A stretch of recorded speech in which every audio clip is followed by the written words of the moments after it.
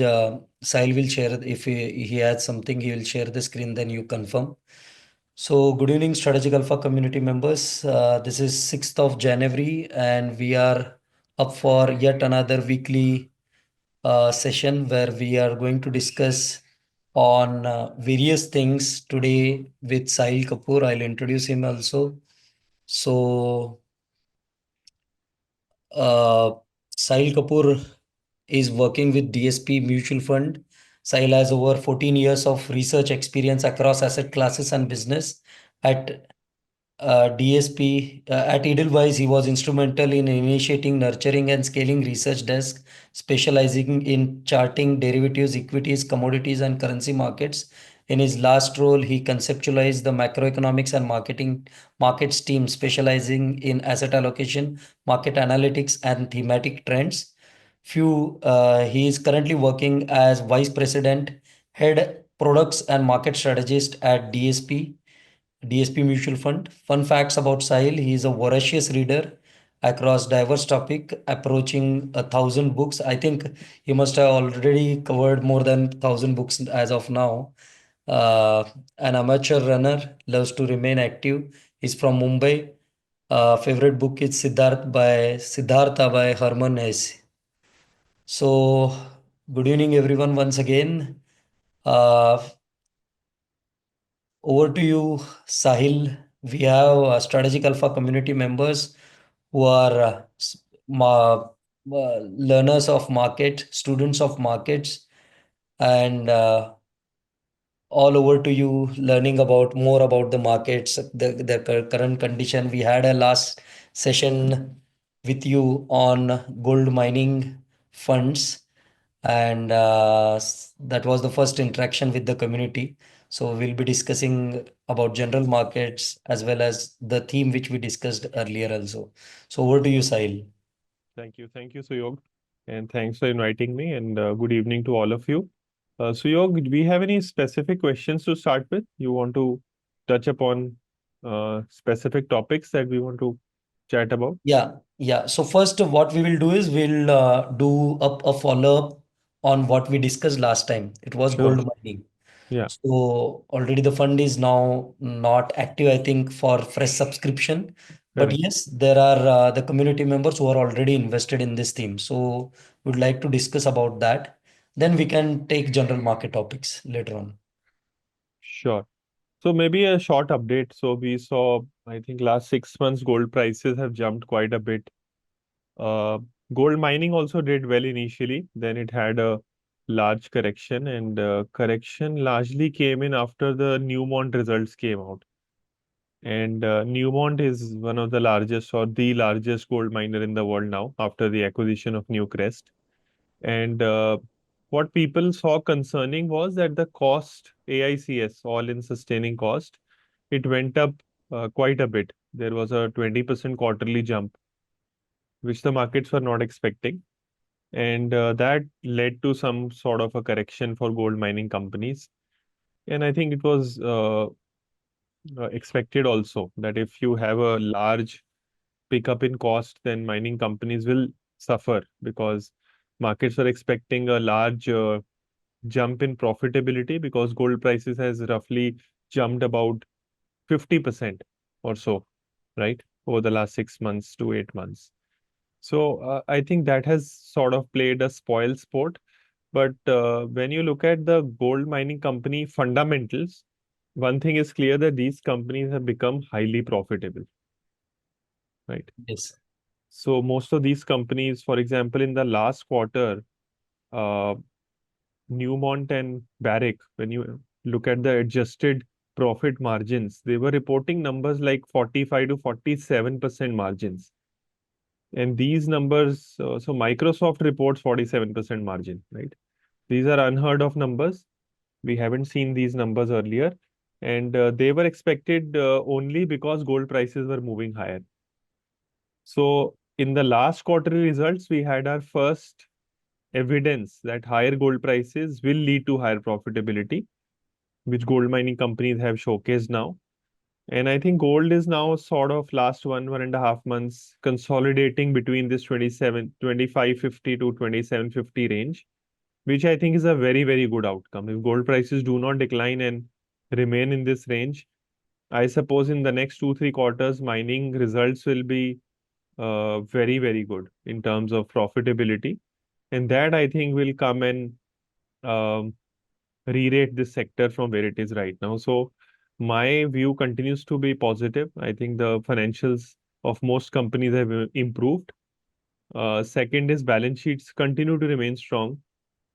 We haven't seen any large deviations from these companies. They have not gone ahead and done something stupid. They continue to exercise very good caution in terms of their balance sheets. Uh, and secondly, I think one major factor which can, contribute to earnings is the decline in oil prices. So oil prices roughly are down about $10 or so from last quarter. So in terms of cost also, we haven't seen any significant deterioration. It has actually improved. Right? So when you put these numbers together, it is clear that at current gold price, forget about gold prices going up. At current gold prices, mining companies will report good numbers, and that I think will probably get reflected in stock prices when the results come out. So first set of results I think will come out in end of this month, and then mid of next month we will have all the results. Agnico Eagle will report very quickly. It reports much earlier than others. And usually the numbers are the best for Agnico Eagle. So that will probably set the tone. And then Newmont and Barrick will be the key ones. So in a nutshell, outlook is positive. Nothing has changed. Gold price trend remains favorable. Company financials also remain favorable. So we have to digest the volatility that we are seeing. Yeah. So we saw rapid, I think 25% kind of a decline in past 2, 3 months from the top Yeah. which it made. Also, there Yes. was some what we see unexpected moves in dollar index, especially Mm. after the US elections. So Yeah. what we have seen that also might have added to the volatility, and would like to understand what because today I think in past 2 days we have seen some softening on dollar index. So how is Mhm. that looking to you for the next 3, 4 months or so? Because that will also add to volatility. See, if you zoom out last 2 year, dollar index has not done anything, right? It's been broadly in a range of about 100 to 108 or 110. So give or take up or down movement. Net change for dollar index is not very large. So I'm not sure whether to point to dollar for mining stock correction. I don't think that could be a very large reason. Of course, it will have some feedback loop itself, but I'm not very sure, right? In fact, gold has rallied with the dollar. Yes. And these correlations readjust themselves. Of course, dollar index has a negative correlation with gold. And we've seen that because gold is priced in dollars, so if dollar declines, gold sees an uptick, but it's not a absolute correlation. It keeps changing. There are many years where a reset will happen, right? So, and second thing is that why is the dollar strong? I think that is a question that lot many people don't ask, right? And dollar is stronger because the trading nations, which are big, large traders with the United States, importers and exporters, they are exercising worse fiscal and monetary policy than even United States. They are Hmm. in a worse situation than what where US is. And that is the reason why dollar is what it is right now. It is much stronger than others, right? And I don't know whether it weakens significantly or not. Lot of people have been talking about de-dollarization, etc., etc. Dollar is the real effective exchange rate for dollar right now is I think at a 40-year high today. So it is Yes. overvalued without a doubt, but overvalued against a lot of other substandard currencies where policies are even more bad. So I'm not very sure what the direction of the dollar is right now. I don't know whether it will have a very large decline or not. From a real standpoint, it does appear that yes, some softening can happen, but other countries are also equally bad. So I'm not sure how to take a call on the dollar. But one thing is clear that gold itself has a bid.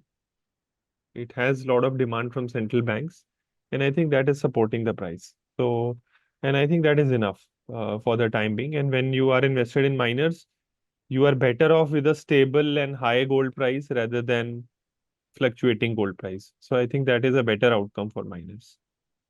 Yeah. So, lot of there are once again there are some fears about the slowdown in means in some pockets, whether it might enter into recession or not, or we don't know in US. But how does it exactly affects the gold miners per se? Because gold might remain strong, but Hmm. miners might get affected. So in such scenario, so how do you see if something like that triggers in US, how it will affect gold miners? Hard to say and envisage what will happen to mining stocks per se because they also have a correlation with equities, right? Yes. No, no denying the fact. And if, let's say, gold continues to rally, you will continue to see a valuations discount for gold miners, right? So one point is clear that if earnings are rising, eventually stock prices have to catch up, right? Whether it happens sooner or later depends on the vagaries of the stock market. But if you are an investor in miners, you should be happy seeing that their profits are going up, their return on equity is improving. And if that is the case, then we should be comfortable and we should tide through all the volatility. If earnings are not coming and valuations are expanding, then that is a worry for us. So recession or no recession, I think if miners continue to report good profitability, stock prices will catch up. They might lag, uh, you know, or we have seen, I have two episodes in mind where miners actually rallied when stocks fell. So it has happened in the past. So I won't say that there is no exception, but it's very hard to say what the future will unfold, how the future will unfold. But I'll be comfortable if gold prices remain high and miners remain profitable. Actually, one more positive outcome can happen that if there is a recession and if oil prices fall, that will actually be a big positive for miners. So I'm fairly okay holding miners if you have this kind of a playout happening, even if there is a US recession. Yeah.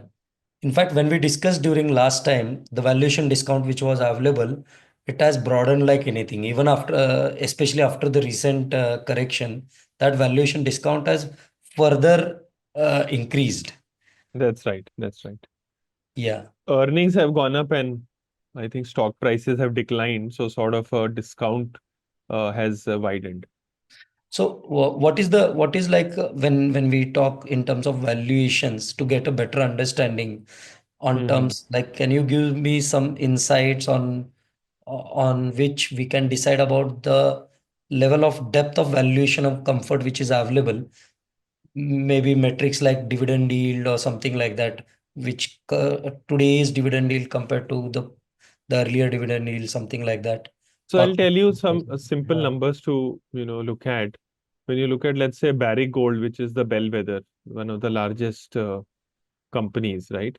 So when you calculate its total net asset value, which is around $50 billion or so, it trades at a discount to its asset value. Asset value includes the gold reserves in the ground, right? yeah, Market cap is around 27 billion, right? So there is a large discount to asset value, but the market value or sorry, market capitalization is not always equal to asset value. It used to be multiple times higher in the previous bull market. Right now it's at a discount. Second is price to book, it trades at 1.1 times. If you look at the historical comparison, on an average, it used to trade at around 2.5 times, right? And the PE ratio for miners right now for Barrick Gold is around 16 times as of today. And on an average, it trades at around 20 times. In bull market, it used to trade at 40 times. So that is where we are right now. So for example, when gold was in a bull market in 2002 to 2011 cycle, Barrick was trading at 40 times multiple. And today, when gold is in a bull market at an all-time high, Barrick trades at 16 times multiple. So there is a large discount. for let's say the bellwether. And Barrick, mind you, does not have the best numbers. The best numbers are Agnico Eagle and other small mining companies, which are like Wheaton Precious Metal, etc. So they have much superior financials versus Barrick Gold. So that is something which tells you the large discount in valuations. Oh, Yeah. and how is this demand supply playing out overall in precious metals? If I divide it between the gold and silver, how is it looking for the next few quarters at least, or the way we discussed during last time, the demand from central governments and all those things. So how is this structure looking overall? So there are two things. One, that central bank demands remains very, very robust, right? China, Russia, India, Turkey, a lot of central banks are buying a lot of gold, and that is entrenched. Second is Indian public has also bought a lot of gold. So last monthly number when it came out, it surprised everybody. India bought $14 billion of gold imports, which was a massively large number. And there were reports stating that it's an anomaly and there is some mistake in data, etc. But until today, as of today, the government has not denied it. There is no official confirmation by Government of India. So which means that the number still is real. They have not changed it. Which means that we had a very large gold import number last month until the government comes out and says that it was incorrect, but they haven't. So I think the demand side is very robust for gold. Supply has been in limbo for last 3, 4 years. It remains the same. It is not improving. More or less business as usual. For silver, the supply deficit has actually increased. The demand is much more than the supply. Fourth year running, silver is running a deficit. And I think when you compare gold and silver as metal, silver has a lot more upside in comparison to gold. That's what I think. When you look at domestic silver prices at 90,000, 85, 90, I think they appear a bargain to me. Yeah.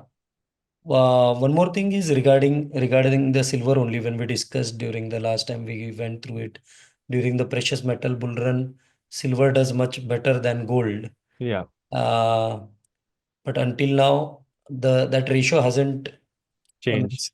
changed much Yeah, in past 1 year. There is correct. yet a lot of catch up which can happen. Uh, but the correlation with gold versus equities is much better, means in terms of when you are diversifying compared to silver. So how one should approach, means how one should look at allocating to silver and gold in what way? How, So when you allocate, let's say 100 rupees to precious metal, you should always have 80 to 90 in gold because silver is a much more volatile cousin. So a lower allocation makes a lot more sense to silver. And I think that is what it is. So silver will move big. So you need to have a smaller position up or down so that you can take care of the volatility. But when it comes to, let's say, buying and holding, I think if you, let's say, hold 3 to 5% of your assets in silver, if you're aggressive in precious metal, I think it makes sense in terms of overall exposure. Why the move hasn't happened, it's very difficult. I don't know specifically. I think it's not very time sensitive. It can happen on any given month or week. We don't know when, but usually the catch up happens sooner or later. yeah. Uh, I think last time when I means when we discussed when you presented for the this new NFO was coming about this top 10 equity Yeah, fund, I think. yeah. From that period, we have seen that overall other stocks have not done well, and Hmm. these stocks have started outperforming compared to the Nifty. Even from the broader index, what we have seen is overall broader markets. We have seen time correction in many of the stocks, and Right, these stocks have outperformed. right. So from that angle also, can you share some insight where in the overall market cycle where we are today? And I also think when I was seeing about this overall market structure, I think that the time correction will keep on happening for at least 6, 8, 10 months, maybe. That is what my also reading is. So would like to hear your thoughts on that. Sure. So one thing is clear that the extremity in large cap and rest of the market is very, very high, right? So large caps will hit their value zone or at least a margin of safety much before small and mid cap. So, to set the record straight, there is no capitalization in India which is cheap, whether it is large cap, mid cap, small cap, whatever you look at it, it is expensive, right? There is no doubt about it. Large caps also trade at 22 times multiple, which are very high. Uh, I think if we were trading at 18 times, we'll be comfortable. So we are far away, maybe 20% or 25% higher in terms of valuations alone, given where our earnings growth is, right? So if earning growth slows down, you reduce your valuation multiple even further, which is what we are seeing, a reduction. Small and mid cap is a very different story altogether. I think their profit growth is going to be maybe less than 15%, but they trade at 30 to 40 times multiple. And I think that's a bad place to be. And there can be large deep corrections in that space, and the margin of safety is not there. So we have to be very careful while trading in or investing in mid and small cap. The only route that I see is a SIP route for small and mid cap to have some exposure built up. But incremental flows, if at all, has to be put in equity, they have to go to large caps, and that to largest caps. For example, Reliance is now um maybe 10 or 15% away from hitting a average valuation zone, right? Or maybe even lesser, right? Bharti is close to average valuations. HDFC Kotak is below average valuation. So there is a lot of margin of safety in some of the larger companies. But some mid caps, some heavyweight mid caps have heavyweight small caps, um, which have run up quite a lot. Maybe I can count a few which are, even if they fall 40 or 50%, they will still be expensive. They are so far away from their historical average valuations, right? So we have to be very careful in those buckets and maybe focus on SIPs or maybe quality tilt in our portfolio. A lot of quality stocks are good, whether it is mid and small cap, but outside of that universe, I'll be very careful on analyzing these numbers.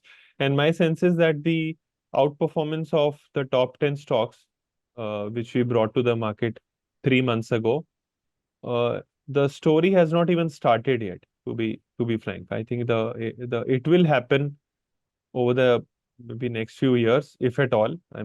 I should not say will happen. It is likely to happen, right?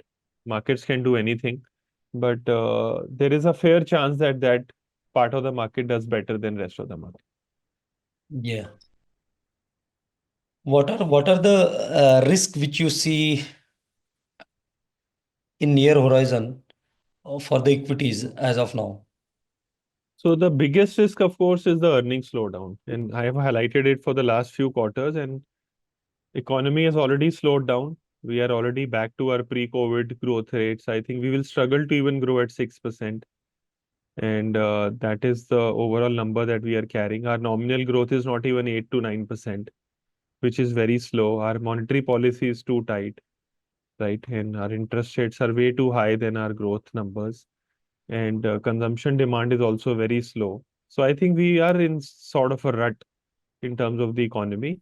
And I don't see any reasons for that to change very quickly. I think most of these numbers will continue to be sluggish. And therefore, earnings growth is also going to be sluggish. Margins have already peaked out.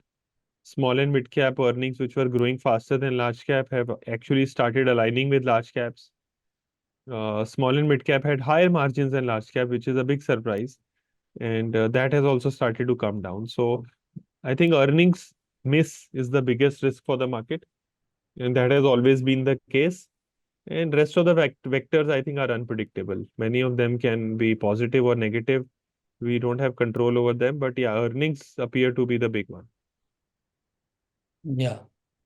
So right now, what a equity investor should do at this stage where he is completely invested and maybe because we have also been suggesting that fix your asset allocation. Yeah. We have been doing that all, and all those things are there. But what happens is, with my experience over the past many cycles, the maximum equity allocation for every investor happens at the top, not at the bottom. So that is what usually we have seen. So what is that one should do in this current markets? And because even if, let us say, if he is invested in mutual funds, he can cut down small caps, mid caps, and all those, and allocate, reallocate. Allocation can be done. But many people, some people are also invested into direct equities. So in such case, it becomes difficult for people to separate the wheat between between the chaff and from the chaff, and it becomes very difficult. So how should an investor look at this current situation? I think it's a very personal question in terms of taxation. If you are ready to pay taxes, you should take your profits and sit in overnight securities, in bonds. I think that should be the action number one. But if you're not confident that you'll be able to get back in, then I think it's best, to be a long-term investor and curtail your return expectation. So where we are trading right now, even if we deliver 8 to 10% CAGR over the next 3 to 5 years, I think it will be a good thing. It will be a good outcome if we can do that. So between that, we'll have a maybe a large correction and then we climb back up. So you have to take that pain and you should be ready to take that pain. Or the other way is to, cut down your equity allocation, move to a multi-asset or I think a dynamic asset allocation fund. I think that is the idea. For example, in our dynamic asset allocation strategy, we are running only 32% equity now. And we think that it's the lowest. I think maybe one more fund is lower than us across the category, but we are, I think, the lowest. And the reason is, of course, we don't have stocks to buy. They are expensive. So wherever we have comfort, that is the only place that we are invested in, right? And the comfort will come back. Let's say if the market falls another 10-15%, we'll have two, three more stocks to buy, of course, and then build that equity up.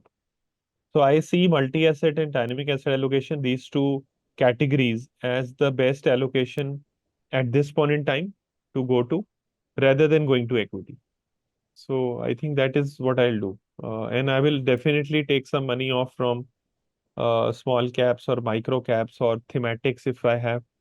I'll be more fearful. I will not be greedy at this time.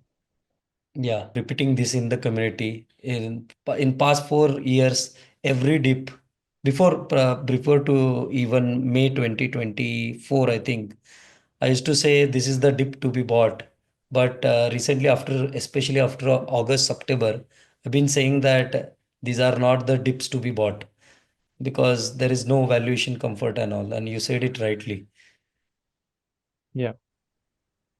So, how do you see overall? What we have seen is, I think your fund also allocated some of the portion to Chinese equities, and after Yeah. that, it also did well. So, it's been consolidating in past 2 3 months. So, how do you see that playing out overall from a structure? At least what I can see is Chinese equities can outperform the Indian equities, at least for this year. That is what I can see because of the valuation comfort and all. So, what are your views on Chinese equities? So I think China has a lot of optionality, which means that if it does well, the extent of outperformance can be very large. But the problem with China is that it is like buying a bad corporate governance company, right? That is how I will place it. And if you are uncomfortable with such a position, then you should not be investing in China because it can give you a lot of pain, right? But what we saw is that what is the best way to participate? So a lot of people have participated through diversified Chinese funds. I think that's a bad idea because a lot of these funds hold real estate, industrials, and infrastructure sector financials in China, which are an absolute mess, right? Financials, particularly banks in China, are laden with so many bad debts that I will not touch them, even if they are available at 0.5, 0.3 times price to book. They can remain like that for a very long time. So, what is the best way to participate in China? It is a consumer technology companies. a Tencent or a Baidu or Alibaba, etc. So when we participated, we bought a ETF called KWEB, Crane Shares CSI China Internet Index, and that ETF gave us a portfolio of stocks which had a market capitalization of around $850 billion or 800 when we entered, and a cash of $300 billion Yeah, on the book. So that was an amazing place to enter. And because there are now regulatory restrictions, we cannot buy more ETFs. We have not been able to increase our positions. But I think the margin of safety is so high that if you are able to hold it and see through the bad phase, then the returns will come. So that yeah. is how I see China. But of course, it can remain dull for a while, right? But so it's very hard to have value and the timing call right. ऐसा होता नहीं है, right? So if you Similar situation which what we are seeing in gold mining. yeah, sort of. But in terms of gold miners, at least the financials have started to move, right? Yeah, You have already started to see earnings come. For China, it is still debatable, right? Whether the full turnaround has happened or not, or whatever, right? So I think that questions are still there, but the value is deep. So I will probably have a Chinese exposure and stick with it rather than exposing my portfolio to domestic equities. yeah, yeah. Even if I look it on a comparative basis, I think it has done relatively well, and it is placed well. So I also see a lot of value in. I'm tracking one of the index, Hang Seng Tech Index. Yeah, So that is looking very interesting. yeah, absolutely. Uh, I think the way to play China is means if I don't want to invest in Indian equities, even in large caps, it is better way to do in a gradual manner in China, spread over a few months. Yeah, that makes sense. Yeah. So I think I have covered most of the questions. I'll take questions from the audience also if they have any questions. I think there are one or two questions in the chat box already in the comments. Yeah, there are questions. Why does India doesn't have big gold mining companies? I think there is only one which is not to be talked of. There is no gold mining company in India, not even one. The one that you think is a gold mining company doesn't mine gold, Yeah. right? So it has no gold output. Uh, why there is no? Because we haven't explored gold. There is not enough gold to come out of our crust, or exploration budgets have not been given. If even if there is gold, which I'm not aware of, we haven't really found any, and there is no profitable way to mine it. That is the only reason. And not only gold, we don't mine anything. You will be surprised to know that India has the highest output of any metal in India is of copper, and that too is, I think maybe we are the 100th one in the whole world. So we don't mine anything. Forget about gold. So it's across all metals. Is there any chance that DSP accept additional investment in gold FOF? That completely depends on the regulators. If they increase the limits, of course, we'll be happy to open it very, very quickly. The other way is that we have redemptions and there is some room created for some additional investments. That can also happen, but as of now, we haven't seen any significant change. So how do we come to know if there is any space? Means because sometimes what happens is sometimes my SIP goes, sometimes it doesn't. It happened earlier. I don't know. Means No, recently. the old SIPs will go. The new SIPs are not allowed now. So the old SIPs will continue to go. And whenever there is room, we will, issue an addenda. We will communicate to all investors that we are reopening the funds. Okay. How can retailers participate in gold mining themes? Is it a good time to explore option to invest in? So Sunny, we have already discussed this fund, and the same thing he is also saying that if wherever the room opens, When there is any room, they will let us know and we'll let you know about that. Yeah. Any other questions? Please put your questions in the Q&A box, in the chat box. I'll take those questions. I think there are no more questions. Sure. I think recently what the benchmark which it tracks, gold mining, it has done a trend change. So after a fall, it consolidated, and I think the trend has changed. I think it should do well. Possible. Any other way to participate in gold mining bull run? I think that is the only way. There is no other way to participate in the gold mining. The other is to have an LRS account and then buy a ETF like GDX. Okay. Yeah.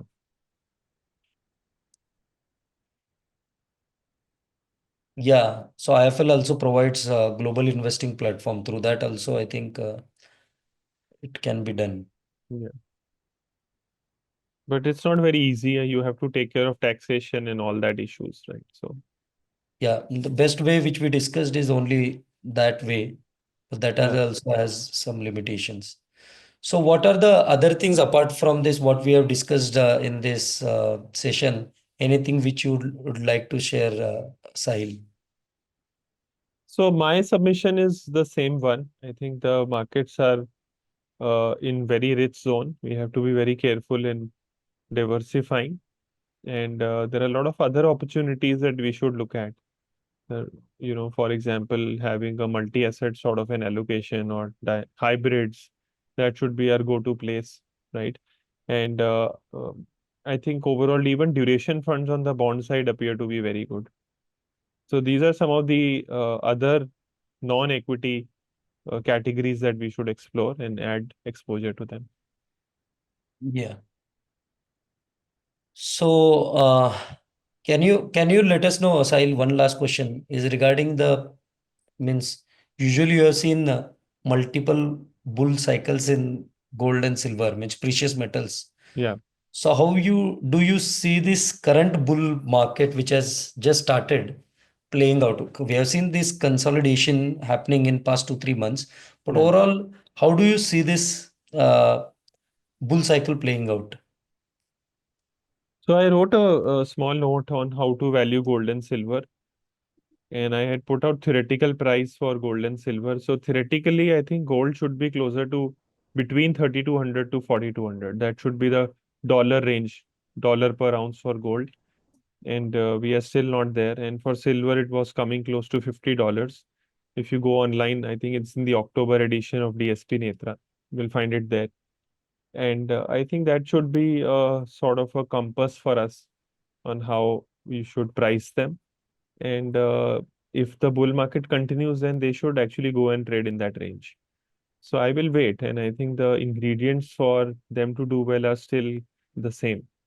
So we'll have to wait and watch. And even in past bull markets, there were a lot of months and quarters where they corrected or languished, but eventually the market continued the upward trend. And I think that should be the case even in this bull market. Yeah. So all in all, what I can conclude from this entire discussion is equities as an asset class is at a unfavorable stage. Overall, the valuation comfort in large caps might be visible after 10 15% correction. Right now, they are even at this stage, they are a bit expensive. Mid and small caps can fall down 40% and still be expensive. Some of this mid and small cap stocks.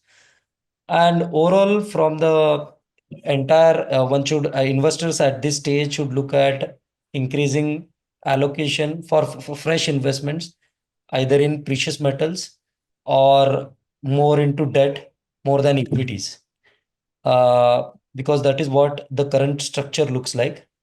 And overall, from the way you evaluate the precious metals and all, the gold has a high potential that it can trade in anywhere between 3,200 to 4,000, and silver can trade anywhere between 45 to $50. That should be a compass, not a target per se. But yes, overall, on a entire discussion versus on all asset classes, uh, precious metals looks better than the equities, and even Chinese equities looks better, but there is much of the opaqueness and also some corporate governance issues, and because of which you would look at more at tech companies than the normal companies like financials, real estate, and all, where the debt to equity is high. There are corporate governance issues and all. So China is good, but you cannot go all in there also. And so that is the place where the comfort is there. Precious metals, debt, and some of the China means if you want to play China. So that is what I think. Is my reading right, Sahil? Yeah, yeah, absolutely. Absolutely right.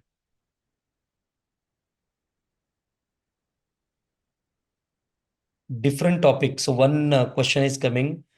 Do you see any SME mutual fund which will be launched by any AMC in future? The No, I don't know about other AMCs, but we are not launching. I okay. can't tell you about the future, but right now, many SME companies, even if they fall 99%, they will remain expensive.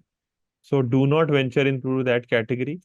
Please remain away from them as far as possible. Do not go to SME board. Many of those companies do not even have the financials that you are seeing.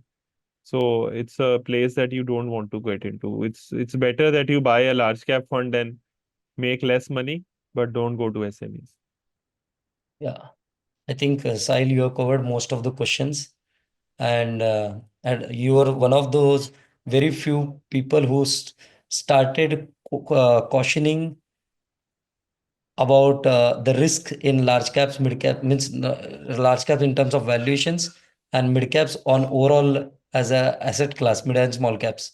So thank you for all the learnings which you post through your all those publications, which whatever you are publishing, be it Netra or be it the early signals. I think you are doing the greatest job for the investors. Thank you. Thank you very much. Thank you, Sahil. Thank you, Thank you, everyone. Thank you thank for you your Thank time. you. everyone for Thank you, joining in. everyone. Thanks.